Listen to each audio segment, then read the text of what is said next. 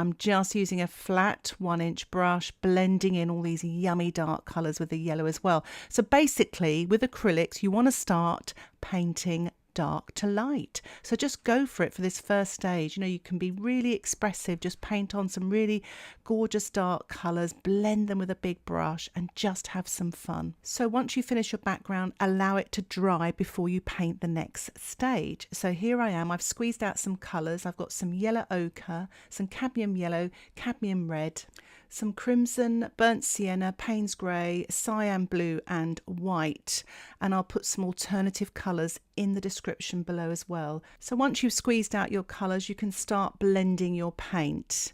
So I'm using a flat 1-inch brush here. I'm blending the cyan blue, the yellow ochre and the Payne's grey. So mixing up some background colours here for the trees. So that was a little bit too dark, almost the same as the colour of the background. So I've added a little bit more yellow ochre. The beauty of acrylic painting is you can paint over the top or even just wipe off.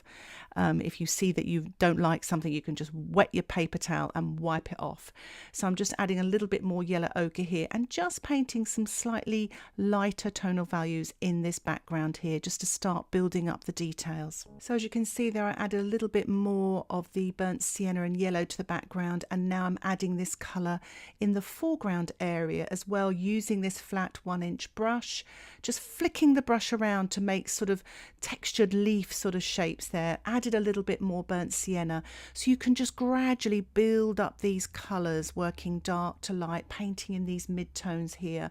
Just make sure you allow your painting to dry in between. So once the paint starts to get a little bit sticky, it's time to allow it to dry to work on top. Otherwise it'll get muddy and you'll break down the acrylics. They start to almost crumble a little bit. I love painting in this way. It's a very impressionist style of painting. So as you saw there, I added yellow and red to make an orangey colour, but I'm also painting in some really dark brown warm colours in the corners here, pretty much following the photograph but just blurring it a little bit more.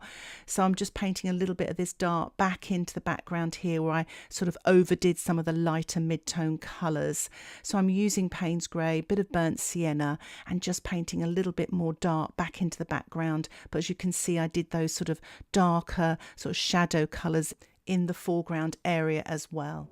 So I'm painting the star of the show, the focal point here, which is this tree on the right with all its glorious golden leaves, still using this flat 1-inch brush with a mixture of the burnt sienna and the Payne's grey. So I'm painting on sort of the mid-dark tones here, warm colours to really bring this tree forward, and I'll start to build up some lighter tonal values sort of in the middle of the tree trunk as well, to kind of make it look really rounded and solid looking. So starting to work really on the details now, adding the sort of darker shadows in the leaves and on the foreground leaves as well. And just sort of blobbing in with the side of the flat brush as well to get all these lovely sort of leaf shapes. It's a very impressionist way of working. I'm not trying to copy the exact shape of the leaves. I just want to give an impression. So if you half closed your eyes, you know, it kind of gives you that look and that impression from the photograph. So let your brush dance around the paper using the Payne's grey, the burnt sienna, and you can gradually start adding lighter colours. I would suggest allow your painting to dry before you do that as well, to make sure that you don't sort of muddy the colours or pick up the dark colours. So you paint those lighter tonal values on top, wet on dry. You can see I'm slowing down in places there just to put those little lighter accents there of colour, of the yellow with a touch of red. Really enjoying myself here. I love painting in this style, you know, building dark to light, broad brushstrokes to detailed brushstrokes, you know, sort of. I always tell my students, like, I've never built a house, but it's like constructing a house. You know, you start with those foundations, you know, that sort of dark background base, and then you start to build up the walls of your house, put the windows in. You don't really start putting the, you know, sort of furnishings in to the very, you know, obviously till the building is finished. That's the detail. So keep those to the end. Keep constructing your painting.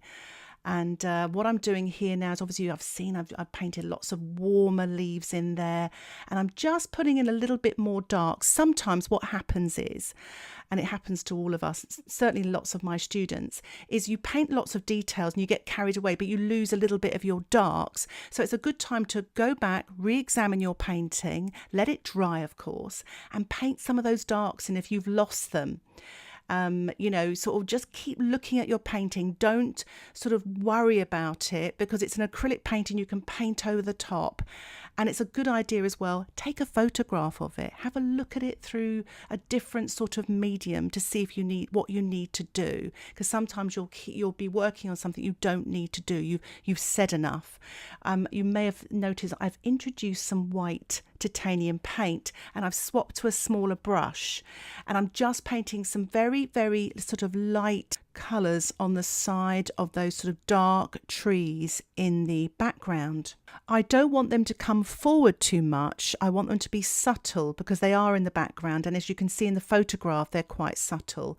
And I certainly don't want it to take away the sort of limelight of my star of the show, the tree on the right. So I've mixed up some of the cyan blue, some white and Payne's grey to keep it really subtle and soft. But I'm working now on the star of the show here. Sometimes the light from above there that I'm working with, sort of, because the acrylics sometimes can be quite shiny, you probably can't quite see what I'm doing there. It's a bit overexposed, but I'm adding a little bit of the yellow, bit of burnt sienna and a touch of white just to the middle part of that tree, to the right hand side, to show the light there, using a small round brush to get the detail, and just working here and there in the background as well, just to build up a bit of background detail, adding some branches as well, using some Payne's grey and burnt sienna. So I'm working on the cast shadow of this tree on the right here, using a small round brush with a mixture of the Payne's grey, burnt sienna, touch of that cyan blue, blending with my fingertips as well.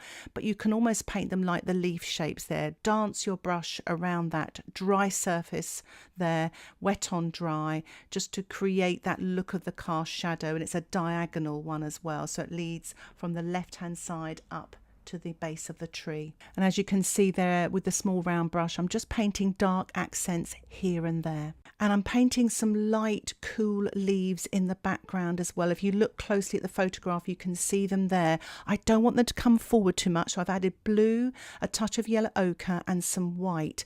I don't want it too light though, so it's got to be a sort of a subtle sort of light to mid-tone there, and not a bright colour either. So I'm just playing around with colour mixes there, added a bit of yellow as well to kind of give it a green tinge as well, and just working with a small round brush, just painting them in there, and it will just work well with those lovely lighter leaves as well. So I'm just mixing up some of the light tonal value for this star of the show, this tree here, using a small round brush. And as you can see, the palette is keeping my paints from drying out, which is fantastic. The parchment paper there creates something called osmosis. So the water, the damp paper towel underneath keeps those acrylic paints from drying out because of the paper towel being wet. Once that paper towel dries out, unfortunately your acrylics will dry out as well. They do dry out very quickly, so keep an eye on that, especially if you're going to do this over a period of days, so or weeks even. But I'm using a little side of my brush here and just painting some of these lighter leaves now with yellow, a touch of red, maybe even a touch of white. But as you saw there, I painted that tree trunk as well with that lighter colour. So we're building up to these lighter tonal values now. Remember, have your brush dancing. You don't have to use a flat brush like this. Use something that you feel comfortable using and that creates some really nice marks, marks that please your eye and that work for you. Use your favourite brush that you get the most out of. I love using flat brushes in acrylic painting. It really loosens me up and it suits my style. But if you want to stick to round brushes, go for it, as long as it gets what you want. But remember, try to build dark to light, large to small, to those little details at the end, and you'll really see some progress in your acrylic painting. And again, take photographs as well really helps. But as you can see, I am building here using a bit of white as well, painting in the light colours of these leaves, which really comes forward from that dark background. So I'm using the bottom of my tube of paint here, but you could use a plastic store card cut up or a palette knife even, or a thin paintbrush, whatever you're comfortable with. But I'm just printing some of this light colour here, wet on dry, onto the background. Some of the light grasses sort of stand out, but because they stood out too much, I'm just rubbing them with a little bit of paper towel to smudge them so they don't come forward too much. And I'm just applying now with my rigger brush some of those lovely warm leaves here on the left hand side, just so I get some different marks as well. And I quite like using a rigger to paint leaves like this, and you can really sort of flick it about the place to get some lovely yummy marks. What I'm doing here is I'm painting some darks on as well with the rigger, using the Payne's grey and a bit of the cyan blue as well. So I've allowed the painting to dry off in the foreground here, and I'm just applying now some real sort of highlight details with the rigger brush, just here and there, just to pick them out, half closing my eyes. So I really want to start putting much less information here, just sort of finishing off now. I'm on the home straight, and I don't want to overdo things. So I'm just painting little highlights here, but also going back and revisiting some of my darks, because the darks really will bring those highlights out. So sometimes, as I said earlier, you can lose them. And I've mixed up a little bit of the cyan blue white with a touch of the Payne's grey as well, just putting some very cool lighter colours in there. And this is white and yellow now, so I'm really going through those highlights there, wet on dry, using that rigger brush. I'm just finishing off now with a few more warmer sort of marks in the trees. As you saw there, I put some lighter grasses in the distance to finish off my painting. And here is the finished painting. I really hope you enjoyed this tutorial and you found it helpful as a guide in painting an autumn scene in acrylics. Thank you so much for watching. If you'd like to see more videos like this, don't forget to subscribe to my acrylic painting channel, where you will get updates of my latest tutorials. And if you have any questions at all, please put them in the comment section below and I'll try and get back to you as soon as I can. Thank you so much for watching again. Happy painting. Bye for now.